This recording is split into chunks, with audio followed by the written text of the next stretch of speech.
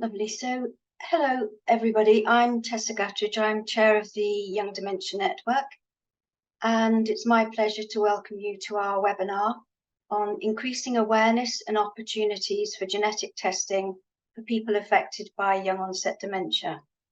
And today we're going to find out more about a service improvement project that has put this into practice.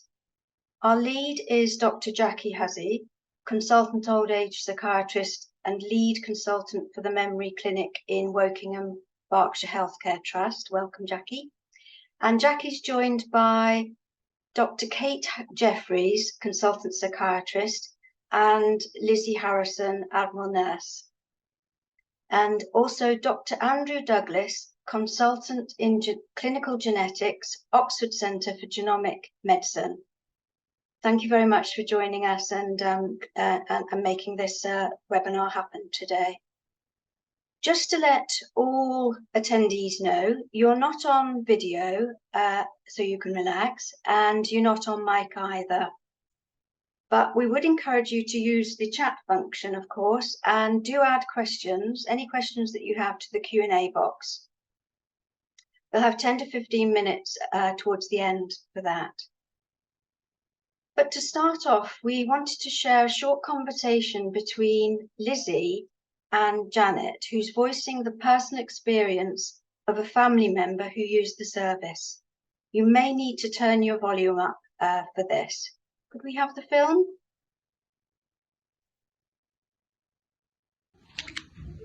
So thank you very much for agreeing to give some feedback about our recent discussion on genetics. I've just got a few questions to ask you.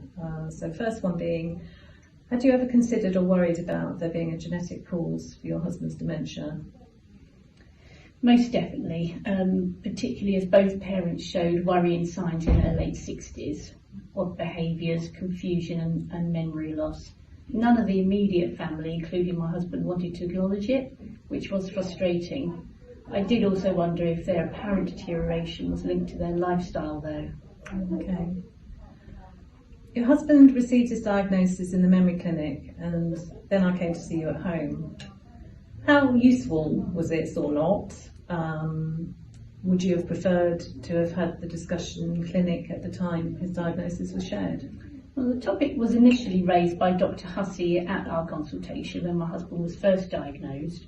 Of course, there was a great deal of information to process at the time, so it was very useful for you to raise it again a few months later. Whether or not my husband's response would have been any different at the hospital is not clear. Certainly the general conversation was more relaxing in our home setting. You have a lovely friendly manner, which put my husband at ease. He definitely understood the questions posed to him, but I got the impression he was beginning to lose concentration, and it was helpful that you brought the conversation to a close. Thank you. Your husband's agreed to have his DNA stored so that it could be tested in the future. How important is that for you, and in particular for your daughters? It's certainly a step in the right direction, although both daughters have already expressed concern that they may have inherited the condition. I realise that the next step of specific knowledge, i.e. a referral for genetic counselling, was not something that my husband wanted to pursue when you suggested it as an option. Ignorance is bliss, but at least giving his consent to DNA storage and the potential evidence is available for both the girls, should they wish to pursue it down the track. At present, they seem to be resigned to having inherited the condition, particularly knowing their dad's sister has it, but they hope there may be a medical breakthrough when their turn comes. Finally, traditionally people would be referred to the Regional Genetic Centre for DNA storage. How did you find the more local process within the memory clinic? Yeah, it was so much easier for both of us, for different reasons. For the blood sample to be taken at home, it was quick and efficient, first thing in the morning, and that was marvellous. Travelling to a regional genetic centre at Oxford could have been very time consuming, and my husband would probably have been less willing to participate. Thank you so much. I really appreciate your feedback. You're welcome.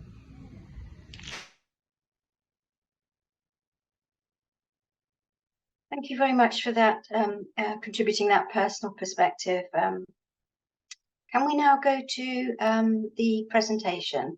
Handing over now. Thank you.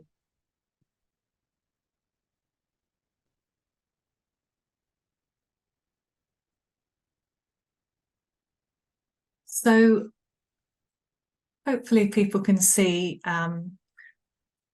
the screen there.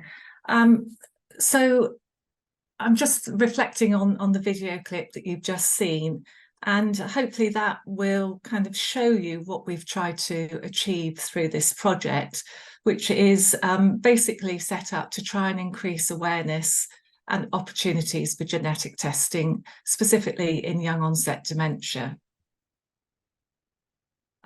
This is the background really to how we got started with all of this.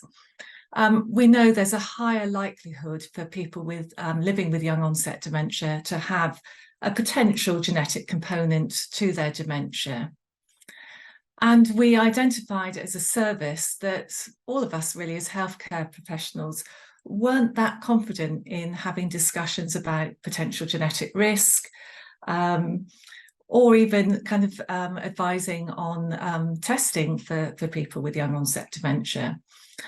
And I suppose the other caveat to the whole project really was that Admiral Nurses, and we're very fortunate in our service to have Lizzie, who's an Admiral Nurse specifically for carers of young onset dementia. So we felt that the Admiral Nurses are kind of well suited to have those initial, but importantly, ongoing conversations about genetic factors and what the implications of an onward referral to maybe the regional genetics centre would involve.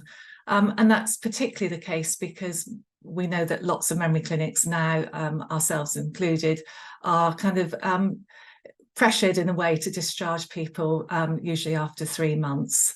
So I'm going to hand over now to Andrew to give us the genetics background. Great, thanks very much. So yes, I was asked to give just a few slides about our perspective from the Regional Genetics Centre, which for this region is in Oxford.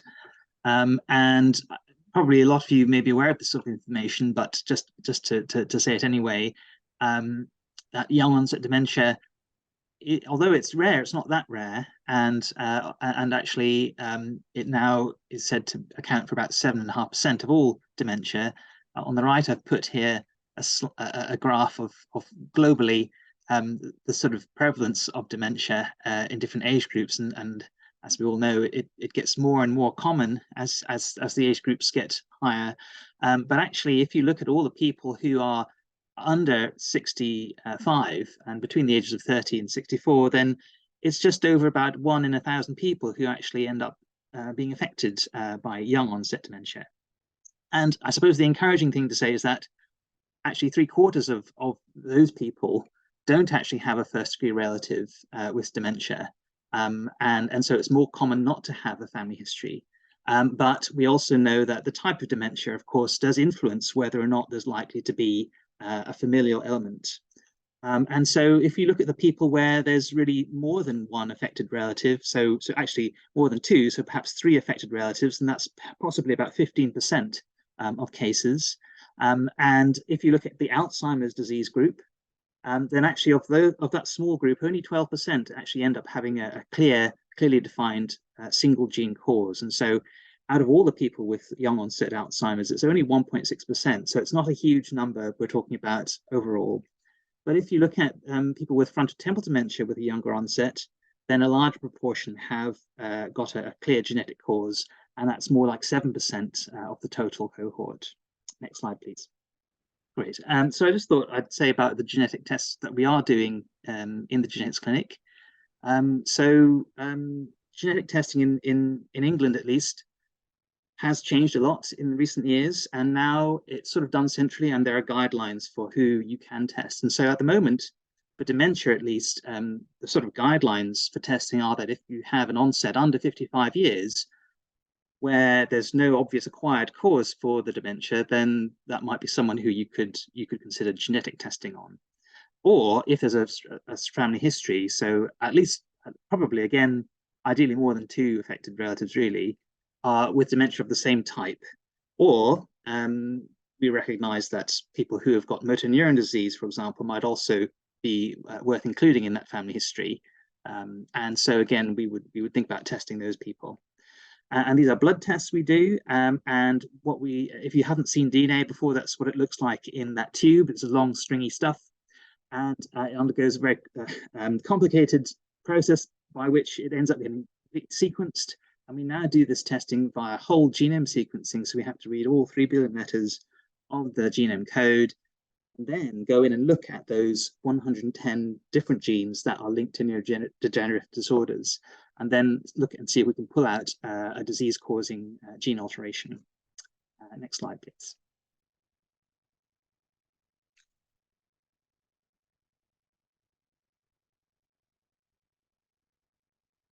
And while the next slide's coming, I'll just say that I think I was going to say about the pros and cons of genetic testing, so that we do try to have this discussion that not everybody might want to have genetic testing. And what the pros are is that, well, you may find a clear genetic cause for your condition. And if you do, then that might allow other relatives to have some clarification about their own risk. And it allows the relatives to seek potentially predictive testing for that. And additionally, increasingly, hopefully, there may be certain gene-specific types of treatments that will become available in the future. So having a genetic diagnosis could influence that. But there are cons to this. And one is that, this historically, I suppose, has often been seen as an isolated thing, and suggesting there is a familial element can be anxiety-causing. People who have passed on a faulty gene could feel guilty about that, or even people who were at risk of inheriting a gene but haven't feel like they have survivor guilt sometimes, and that can be difficult to deal with. There's a burden of having this knowledge, so that if you know that there is something you could find out, then you sort of feel, well, maybe I need to find out, maybe that's something I just have to do because it's there. And then if you do have this sort of predictive test, you can never unknow this result, and so you need to really be careful about how you do that. And the other thing is that we know that not everybody who inherits all these genes necessarily always get dementia, and also you may get a result that's hard to interpret and difficult to clarify. I've just put down there that we do also offer DNA storage, and I think more is going to be said about that, but that can be a way to push back this decision. Next slide. So if you do come to the genetics clinic, then we're trying to really assess your family history information and try to gather relevant documents like scan results, clinical reports, any letters, or any previous genetic testing reports. And we'll also usually offer an examination, a general neurological examination.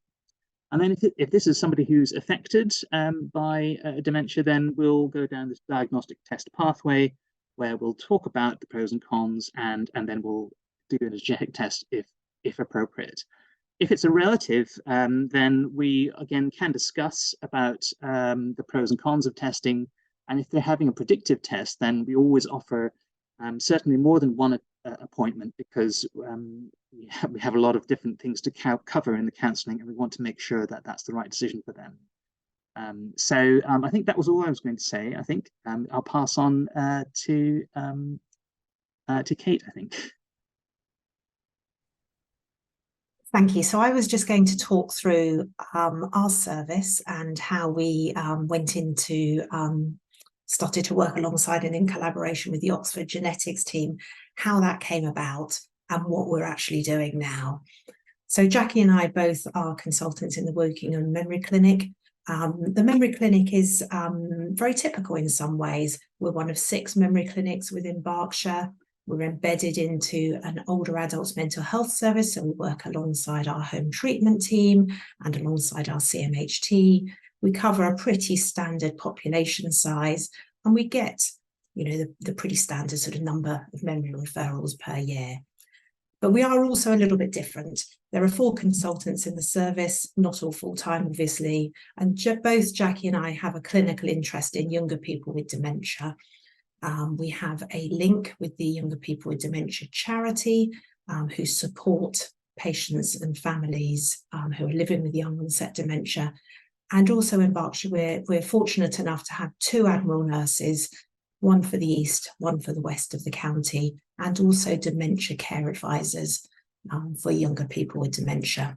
So consequently, we do attract quite a few referrals for younger people with dementias, and it sort of averages about 1 a week.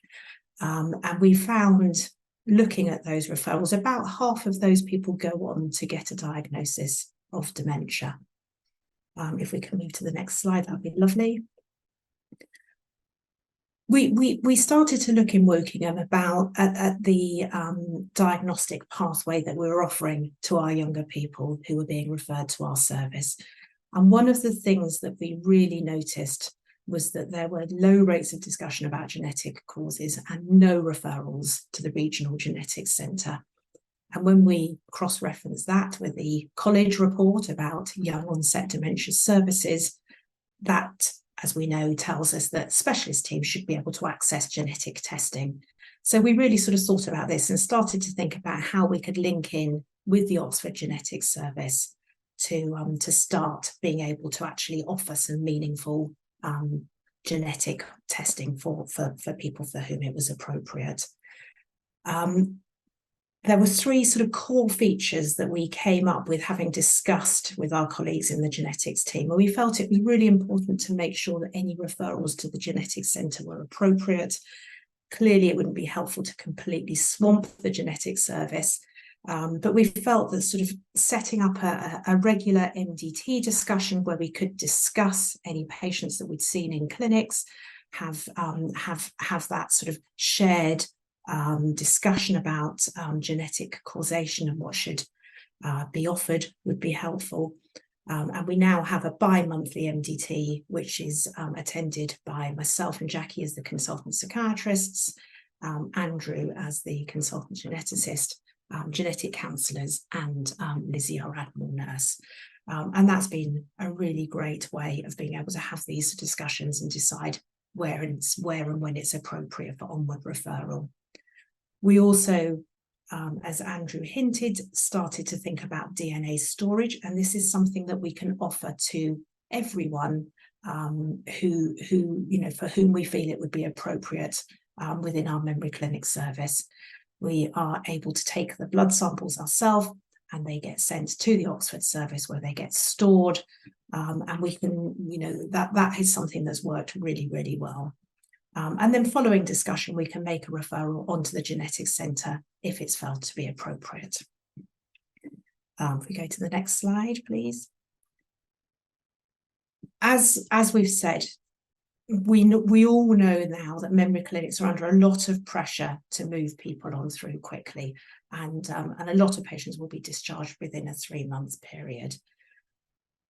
Having a discussion about genetic factors isn't always appropriate in that interim. So at the initial appointment, people are given a lot of information. At the diagnosis appointment, they're given a lot of information, and it can be quite difficult sometimes to fit that discussion in and have it in a sort of meaningful and time appropriate way. Sometimes it does come up, but sometimes it doesn't really fit into our current service setups.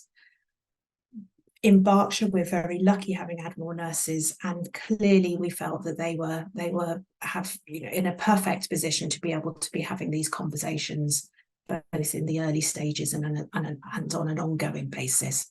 The Admiral Nurses have unique relationships with people with dementia and their families, and they're obviously highly skilled and well able to be having conversations about genetic factors, about DNA storage, and to be starting to think through the implications for a non-referral. We were lucky to get funding secured for 2 years of an Admiral Nurse 1 day a week. That's Lizzie, and Lizzie's been working across Berkshire to be raising awareness of genetic factors and improving the access to counselling for people with younger onset dementia and their families. And if we go to the next slide. This is the pathway that we've developed and we're using in Berkshire. And essentially it sort of combines both the standard memory pathway with the additional input from the Admiral Nurses. So on the left side of the screen, if someone has a diagnosis of young onset dementia and they're going through our standard memory pathway with 3 monthly reviews, and that discussion about genetic factors is initiated or brought up, then people can then be referred on to Lizzie, the Admiral Nurse, to continue that conversation and given sort of leaflets and the extra information at that point. Otherwise, the Admiral Nurse will pick up people later in the pathway, later in their sort of after their diagnosis, and be able to talk through all of the aspects that we mentioned, DNA storage, onward referral if appropriate, and also to be thinking about things like lasting power of attorney, whether that's in place in addition. Super. So I will now pass this over to Jacqui, who's going to talk through the outcomes that we set and how the project's progressed over the time. Thank you, Kate. So we thought that we had some good ideas here, and it was really how to do this and make it a robust project. So we set ourselves some objectives, and this is how far we've got in terms of trying to meet those objectives.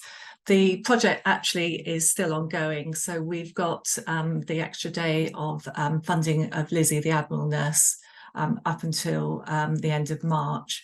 But I think we've got enough data to give some insights. So our first objective really was that people should be enabled to take an informed and supported decision when considering the implications of genetic testing. And the only way to do that really is to impart people with knowledge. And so how did we do that? Well, we have produced an information leaflet, and I've put on there that it's information leaflets because we produced something that was quite detailed.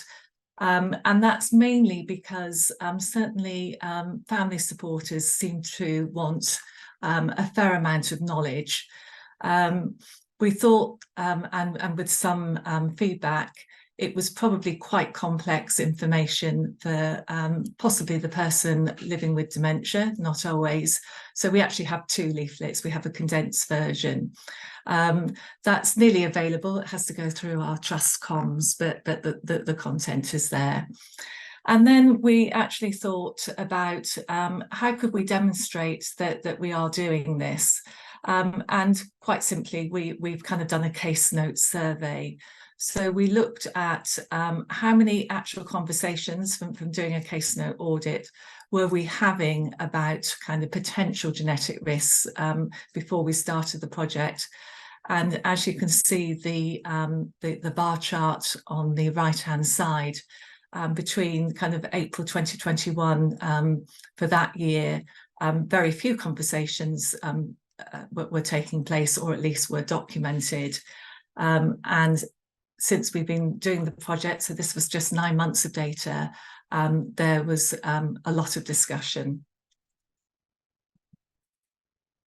Our second kind of objective really was around professionals. Part of the reason we felt that people weren't having conversations was because people's understanding, confidence around kind of what to say to families was low, myself included. You know, sometimes we'd say, oh, well, we can't, you know, there is a genetics centre, you know, go away and think about it. And we might kind of shuffle around in the office to find an information sheet, but it didn't feel very satisfactory at all. And that's something that we really wanted to try and push as one of our key objectives. So in terms of how we've been able to measure that, because, you know, all of us would say absolutely, we feel our understanding and knowledge has improved sort of exponentially, really, if I'm allowed to say that. But obviously we want to be able to demonstrate that it's just not our view that this really is the case. Lizzie or myself or Kate, we have provided some training sessions amongst the team, and then we've got some feedback either after the sessions or just along the way, as we've been running the project, we've surveyed people. And certainly 70% of clinicians reported that their knowledge had improved or greatly improved. It was probably myself and Kate and Lizzie that said it had greatly improved. And I think a major factor in that has also been because of the MDT discussions. We've also done an audit of the actual recording of genetic histories in the notes.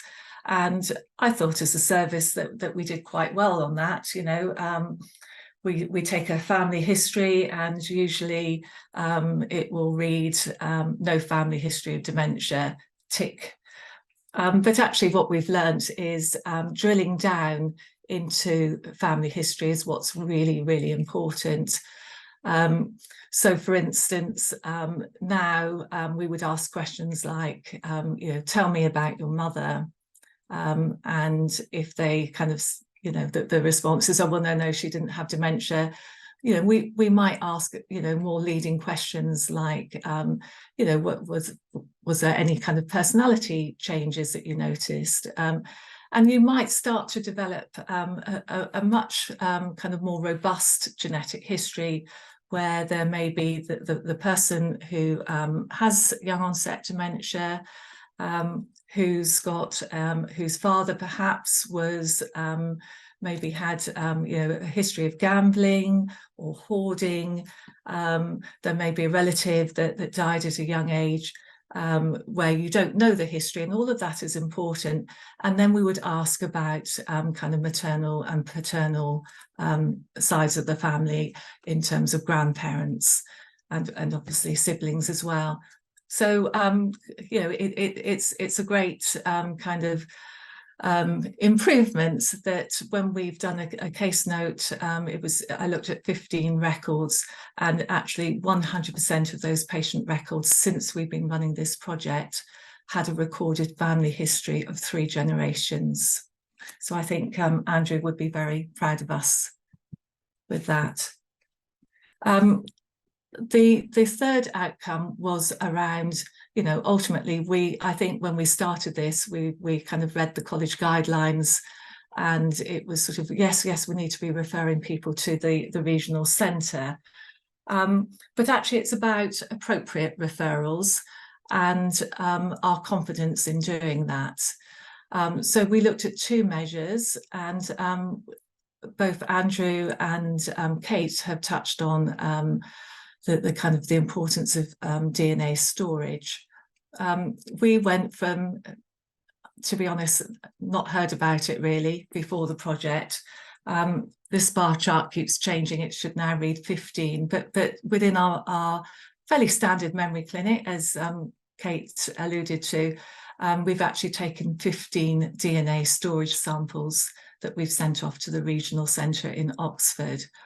And I think it's really, this has been quite an important part of the project, actually. So someone like Lizzie, who gets to know a family, is very well placed to kind of have those discussions about possible DNA storage. Some people might not want to know. It's all the things that Andrew said about the kind of burden of knowing that you might have passed something on.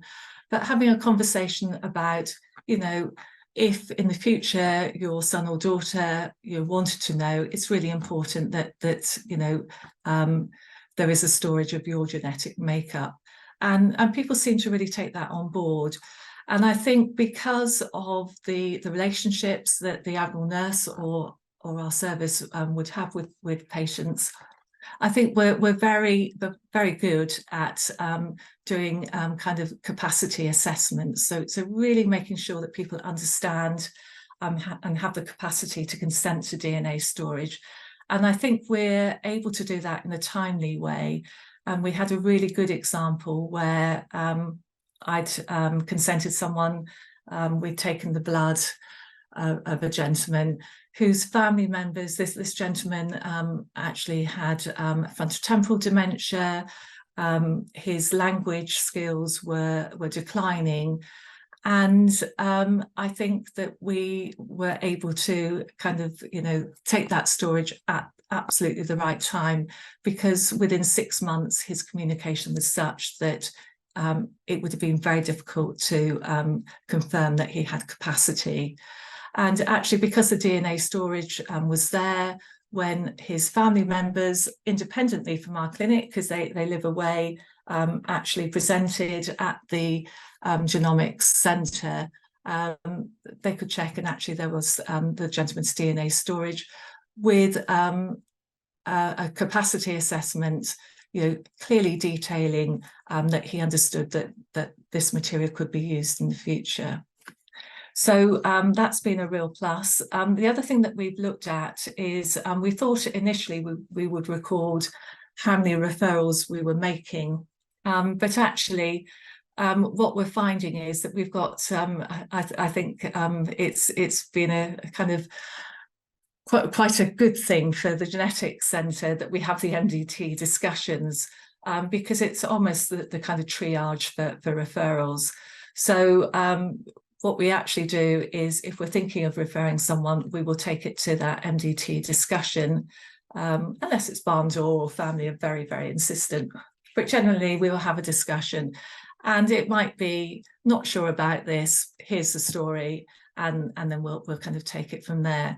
So overall, we went from having just 2 referrals that had been made, I think across the whole of Berkshire prior to the project, to 10. I've put them as they're not necessarily referrals that went on to be seen, but where we've had kind of robust MDT discussions, and probably half of them have actually been seen at the regional clinic. So to kind of draw this to a conclusion, and we're all very, very happy to take any of the questions. But what have our insights been? When you set up a project, you think, oh, this is what we need to do. And I think we've kind of achieved what we wanted to do, but learnt so much more along the way. And for anyone thinking of, oh, could we do this? Well, yes, I think you could. But the biggest driver has been the link with the genetics centre. Being part of that MDT, having Lizzie, the Admiral Nurse, as part of that MDT has been absolutely crucial to this. That's led to increased knowledge and confidence amongst us all. And alongside that, because you start to get to know people, we've had opportunities for shadowing and skill sharing, which has kind of fed into that increased knowledge and confidence. As I've already mentioned, DNA storage has been made much more accessible for individuals with very good, robust capacity assessments alongside that. And when we have referred to the genetics centre, rather than inundate with, we've got this project, we're now really thinking about this, and I expected referrals to go up. They have, but where we are referring, those referrals have been really well considered. And I think the final thing to say is that, genetics, consideration of genetics risks should be kind of standard practice for any service supporting and assessing younger people with dementia. So thank you. I'll stop sharing the screen, and we'll hand you back to Tessa. Thank you very much. If all the panel can come on screen now, that would be very helpful. Thank you. So we do have quite a number of questions, and there are some in the chat. If you could, if you've posted them in the chat, do pop them into the Q&A so that we can properly pick them up for you. So I'm going to go from the top. How do you find out about storage locally? Who can help with that one? Well, I guess I can say that every regional genetics centre has the capacity to store samples, and all of the regional genetics centres ought to have a website where you can see and download the referral forms for blood, and you just have to write on their DNA storage, and then they should they should store it. So it'll be a bit different depending on your locality, but most of the time you can search for it online for the regional centre and download the form. Okay, thank you. That was from Rebecca. Question from Lauren. Why is the remit those under 55 for genetic testing, not under 65? That was for Andrew. Well, those are guidelines that are decided nationally, and they can change over time. But at the moment, it's been decided that they do have to balance it between the numbers of people you could test and the pickup rate. And we just know that if you were to test everybody under 65, your pickup rate would be really quite low, and you'd find a lot of variants that you found very hard to interpret, and that doesn't really help anyone. So we're trying to just test people where we think we've got a reasonable chance of finding something meaningful. Thank you. Can I just add to that, Tessa, if that's okay, that's to say that that's national guidance, isn't it, Andrew, rather than what we've been doing locally. And we would discuss with Andrew any age group of patients, so people under the age of 65, or even sort of people over the age of 65, if we felt there was enough of a sort of significant family history to warrant that discussion. So obviously we'd be bearing age in mind, but we'd have a sort of a more full think than just it being based on age alone. Thank you for that. Is there a link, this is for Andrew again, is there a link between Alzheimer's, motor neuron disease and motor neuron disease, or only frontotemporal dementia? That's the question. Yeah, so classically, it's frontotemporal dementia that is on one end of a spectrum with motor neuron disease, and there's a lot of overlap between them. However, I have to say, when we're assessing the family histories, especially when you're talking about relatives, it's often not very clear how well defined the different types of dementia are. And so if I was seeing, for example, a family where there was motor neuron disease, I would ask about dementia, and I would assume any sort of dementia that was mentioned was probably had a high chance of being linked to it. And we know there's a lot of overlap, between how Alzheimer's and frontotemporal can present. So from a pathological point of view, it's frontotemporal dementia really that is most closely linked to motor neuron disease, but on a clinical basis, it's a bit hard to be clear. Thank you. Can genetic testing highlight chances of developing any or all types of dementia, or only the one that is being tested for? So the type of dementia that the family member has. I guess that's me again. So I think, so there are a number of genes that we know if you have a mutation, a change in those genes, put you at increased risk, potentially high risk of getting various forms of dementia. And, there are some, for example, the presenilin genes, which tend to give you an Alzheimer's disease type dementia, usually at a young age of onset, whereas there are others which tend to give you frontotemporal dementia. And they're usually fairly well described. So you can't really tell if somebody inherits a faulty gene. You can't necessarily say what sort of dementia they'll get, but if you know what gene it is, you know what sort of dementia is usually associated with that gene. But I have to say, it's not always 100% clear, and there are some genes where it is hard to tell how it's going to present. Thank you. So question from Natalie Scott.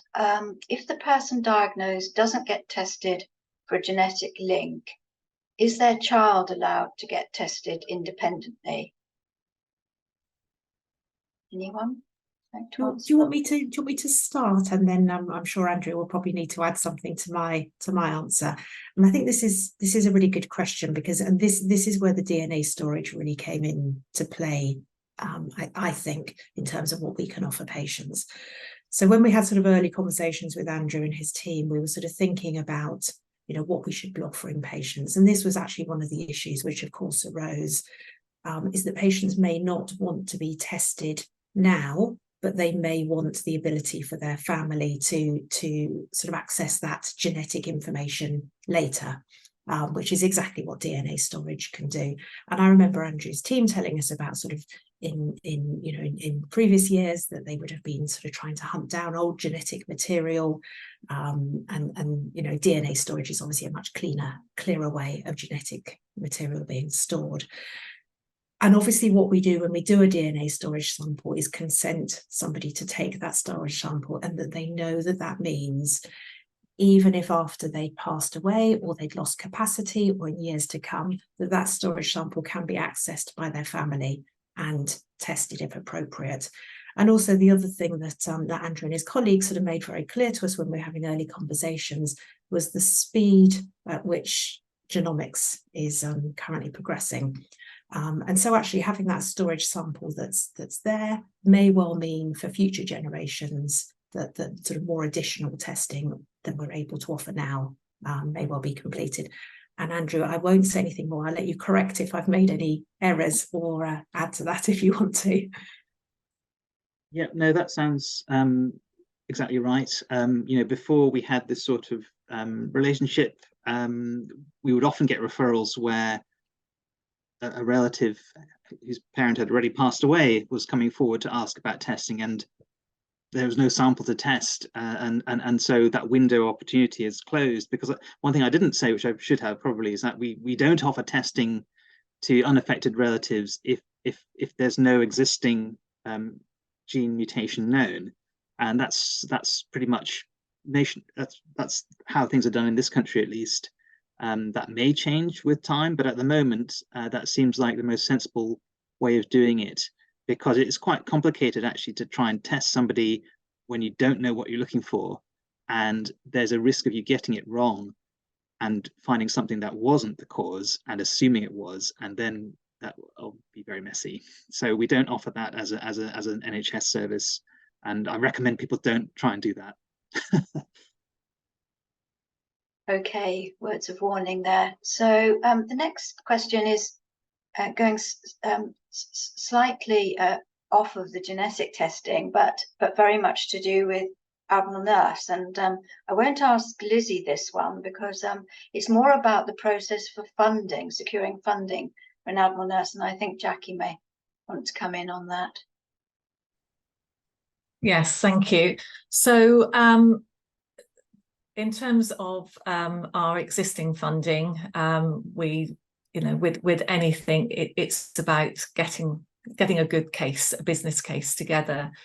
We've had Lizzie in service and her predecessor for probably 11 years now, and you know, we have, you know, regular ongoing conversations with what was the CCG, now the ICBs, to actually, you know, say, you know, you have to demonstrate they are value for money. Lizzie, you are value for money. In terms of this project, because we already had Lizzie in place, I actually came to Dementia UK and said, you know, could we have, here's a plan, here's a business plan. Could we have an extra day of funding for 2 years? And you know, I think the fairly unique thing with this project is normally you do a project and you say, yes, well, for it to continue, we need ongoing money. We're not going to ask for that. Thank you very, very much, Dementia UK, for the extra day of funding of the Admiral Nurse project. But actually, what we found is with increased knowledge, skills, confidence, you know, we see this very much now as part of Lizzie's day job, and I think she's nodding, so she agrees. But actually, it becomes, because she's specifically for supporting people living with young onset dementia, it is a part of that ongoing support. So we needed to prime it to kind of give ourselves the time and build up the relationships and do all the things that we've done, and you know. But actually, it just fits nicely with the role of the Admiral Nurse. So I don't know if I quite answered about funding. The short answer with funding is, you know, just get a business case together and literally just keep waving it in front of people. I don't know how many versions of business cases I've written, but eventually you get there. Be determined. Lizzie, so it's now going to be it is an integral part of your role as a young onset Admiral Nurse. Have you got any thoughts around that? Does it feel right to be doing what you're doing? Absolutely. I mean, you know, I've discussed this. It's not actually. I mean, it's been great to have the time to develop and find out what we've found out, and you know, to do the research and share the knowledge, and you know, sort of nearly have finished developing the leaflet. Not quite, but nearly there. So, you know, having the time to do all that groundwork's been really important. I needed the extra clinical day to do that. But actually, the amount of work hasn't been, you know, going forward, I could easily, you know, go and see someone in my day-to-day work, because, you know, it's not massive amounts of people that, you know, need this support, but it's just, you know, being available and having the knowledge and actually sharing that knowledge with others. And I can manage that, you know, back in just my 3 days a week rather than needing to do 4 days going forward. Okay. So it's been really valuable having the extra time for the 2 years just to find out what we found out. But going forward, you know, it hasn't impacted much on any of our sort of workloads. It's just made us think a little bit more carefully around how we work and the questions that we ask and what support we can offer to people. And so valuable, isn't it? So valuable. Which part of the professionals, maybe where were the professionals trained? Hospital, GPs? No, not sure about that. Do you have plans for the wider community and charity sector too? Because this is the first I've ever heard about this. And does genetic testing apply to over 65s as well? Sorry, I mixed up that question a bit, but it wasn't quite clear. Can anyone help? Does it apply to over 65s too?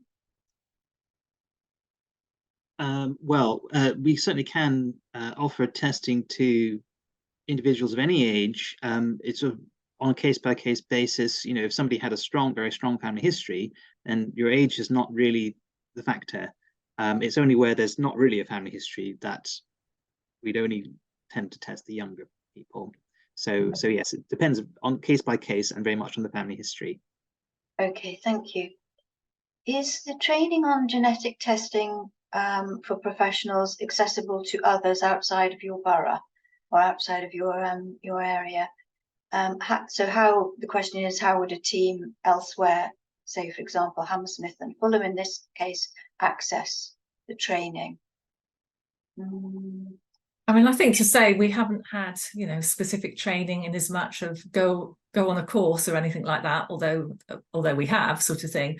I mean, I think the key thing here is, you know, gradually increasing your knowledge, understanding what's, you know, we as old age psychiatrists are not doing the genetic counselling, and nor's Lizzie. It's about kind of supporting people to think carefully about the implications and to kind of facilitate a route of referral if that seems appropriate.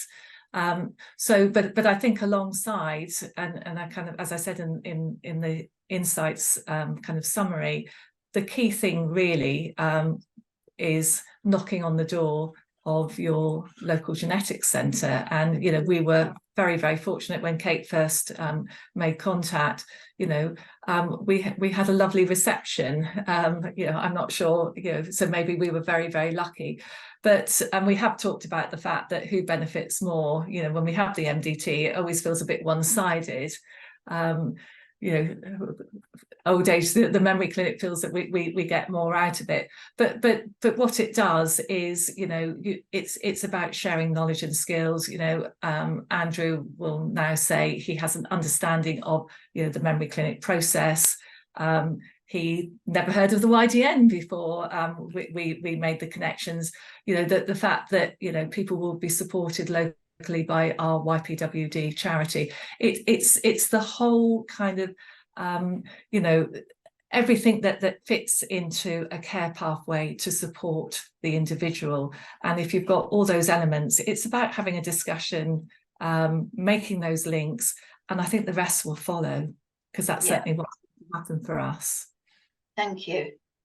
I was just going to add, sorry, I was just going to add that, yeah, no, definitely, it does go both ways for us. That I definitely feel more, I know more about the dementia networks and things as a result of this, and also I should say that this sort of thing really fits in well with the whole national scheme for genomics, which is actually engaging more the mainstream clinicians, because we're a small specialty. We can't see everybody, we can't do it all, and so we are always encouraging others who have an interest and who have capacity to actually understand more about the genetics and not start actually doing some of this counselling and some of this testing themselves. So yes, all of the genetic centres ought to be friendly and ought to engage with you, because that's really what we're trying to achieve. And so if it's Hammersmith, that should be Northwick Park, should be the local genetic centre. Lovely. And just to come back on that, I mean, the thing around DNA testing, I don't know that many memory clinics, people are a little bit, certainly old age psychiatrists, I haven't taken blood for years sort of thing. We've got a couple of nurses that literally are, right, got anyone else? And DNA testing, they'll, as was coming back to the film, the video clip, if we hand them the referral form for someone to have DNA testing, because we might not do that when we first see them for all the good reasons that we've said, but they may have a conversation with Lizzie, and then plan to do that. We'll do the consent, and we've got a couple of nurses that will happily go out, and they feel part of the team. They feel part of something, something extra. So that there's been lots of kind of add-ons from this. Yes. Thank you. Is genetic testing or DNA storage possible and useful if the person with dementia can't consent? Is there an answer to that? So the benefit of DNA storage is doing it whilst somebody does have the capacity to consent. So the storage sample is there, and when they've later lost capacity, potentially, one could still test it because that consent has been done at an earlier stage. Yes, thank you. I would say that if there are cases where people have lost consent, lost capacity to discuss it, and in those cases, it doesn't mean you can't do it. It's just you need to have an understanding of whether it's something that is in everyone's best interests. And I think if there's no strong evidence that the person really didn't want to know, and if the relevant family members agree that they think that would be useful, then I think there are still cases where you could, I think, legitimately do genetic testing, but you just need to take into account everyone's opinions about it, I think. I think it's also important to mention that's why we try and encourage people to do power of attorney at an early stage as well, because it just gives people more of a legal framework to, have these conversations, particularly around cases where people don't have capacity. Thank you. Does the decision making by the multidisciplinary team not take the autonomy away from the patient and the family that may want to go ahead with exploring genetic testing? Does it take it away? Any response to that? I mean, I think if we see someone in clinic and they're kind of insistent, then people are kind of entitled to a referral. But you would guide, if people are worried and there isn't a family history, I see that as my role to kind of give the correct information and kind of give the it's about people having information that's correct and what the likely risk is. Usually what we say is, you know, we're going to talk this over with the geneticists, and you know, again, it's about kind of having timely communications and how you do it. So, you know, there hasn't been a problem so far, but obviously, yes, if people are really insistent, we might just, you know, end up referring, but we try to protect, because actually if there isn't a strong family history or no family history, then that wouldn't be the appropriate thing, but we would try and be the gatekeepers with that conversation, really. And just to build on what Jacqui's already said, I think having the multidisciplinary discussion has allowed us to actually answer the questions the patients or their relatives are raising, and be able to then talk them through how helpful or not testing may be for them, as you know, for them and their family.